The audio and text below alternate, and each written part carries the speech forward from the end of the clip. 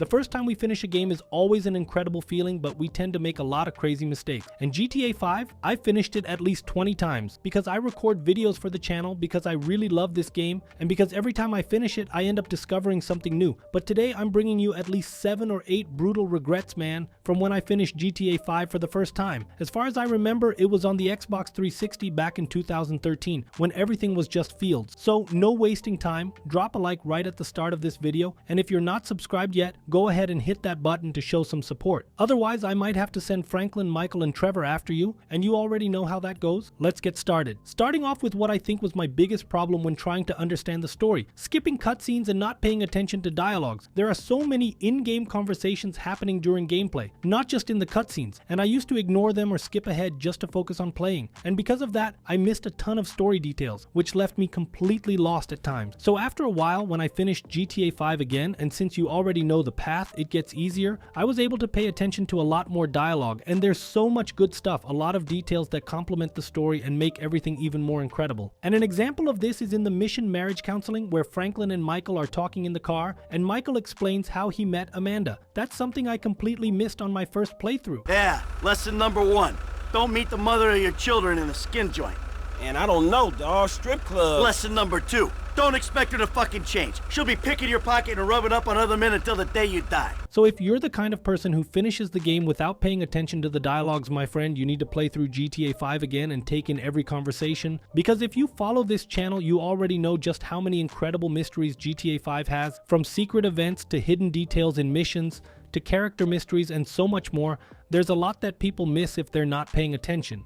So as my first tip, I'll say this: pay close attention to everything in the game. The second thing, I'm sure a lot of people messed this up, a lot of people. This might not have happened on the first playthrough, but I think when someone tried to do a side mission, go for 100% or something like that, they ended up screwing up, just like I did. You lose trophies because of cheat codes. Unlike GTA San Andreas, where if you use a cheat code and save your game, you'll never be able to unlock trophies again. Yeah, I think most people already know this. And if you didn't, well, now you do. But in GTA 5, it works differently. You can use a cheat code and it will disable trophies for that session. However, if you exit the game and reload it, trophies get re-enabled. So the first time I was collecting Leonora Johnson's letters, I had used a cheat code to keep spawning the buzzard, which is the helicopter. Seemed fine at first, but then, when I finished, where was my trophy? I lost the trophy, man, and I couldn't redo it because I had autosave enabled. So it wasn't just about losing the trophy, it was also about the autosave messing things up. I got screwed on both fronts. In the end, I had to exit the game and create a new save just to unlock Leonora Johnson's trophy. But there's actually a really simple way to avoid this. Just use cheat codes until the second to last collectible, exit the game, reload it, and grab the last one without using any cheats. Another thing is buying properties early in the game before investing in the stock market. So in GTA 5, there are properties you can buy, and as I earned money in the game, I started buying them right away. Why? Because I thought, well, these properties generate weekly income, so by the time I finish the game, I'll have made a lot of money. I'll have enough to buy more properties or just get richer throughout the game. And I was completely wrong. The income from these businesses is ridiculously low. You're better off buying them for the exclusive missions rather than actually trying to make money from them. And this leads to another important thing, something you need to do before buying these properties. Fourth regret: completing all of Lester's missions too soon. Now you might not get this at first, but here's the deal. In my video where I teach you how to become a billionaire in GTA 5, and yeah, a lot of people have actually done it, and they flood the comments thanking me. The key is to finish the game without completing all of Lester's missions right away. That's because there are 4 assassination missions that aren't mandatory. Obviously, the first time I played, I had no idea about this. Back in 2013, YouTube wasn't as accessible as it is now. I mean, I remember my internet back then was 2 megabits per second, man. It was garbage. So I couldn't consume as much content as people can today. You probably already see where I'm going with this. I didn't know that you could save those missions for the end and then use the money from the heist to manipulate the stock market and make an insane profit. The 5th regret I have from my first time finishing GTA, believe it or not, is the heists. When I played through the game for the first time, I decided to go with the most expensive crews available. Since I didn't know what to expect, I just assumed that each heist would be harder than the last. But after finishing the game once, you realize that the heists aren't that difficult. So really, you can pick any crew or just go with whoever you prefer. But on my first playthrough, I only picked the most expensive ones. Just so you get an idea, when I did the big score, I chose the subtle approach, which costs more because you have to pay for a bigger crew. And of course, I picked the most expensive team available. If I'm not mistaken, in the end, I only got 16 million, just 16 million. If I remember correctly, the best setup setup you can do, playing the obvious approach and hiring the right crew, lets you finish the final heist with 41 or 42 million. I think it's 41.6 million, right? I explained all of this in a video where I teach how to maximize profit in every heist. I watched guides, analyzed every detail, but that's not the point here. The point is, man, what a loss. I finished the game, looked at my 16 million and realized that there are cinemas in the game that cost 30 million, a golf club that cost 150 million, and I was just sitting there thinking of ways to make more money. I watched a bunch of videos on the internet that took forever to load because my internet sucked back then, and a lot of them were fake. Actually, let's be real. GTA 5 has always been flooded with fake money glitches. I kept trying different money exploits I found online, but most of them didn't work. Eventually, after a long time, I managed to pull off a few small tricks, but nothing that actually made me rich. Sixth regret. This one is tragic. I really regretted it. I mean, on one hand it's good, but on the other it's bad, because you get an exclusive reward, but you lose out on money. So there are the Epsilon missions, which are a set of 8 missions that are actually pretty cool. To be honest, I really enjoy them, except for the part where you have to run 8 kilometers in the desert like an idiot. That part sucks. But anyway, when you get to the final mission, you have 2 choices.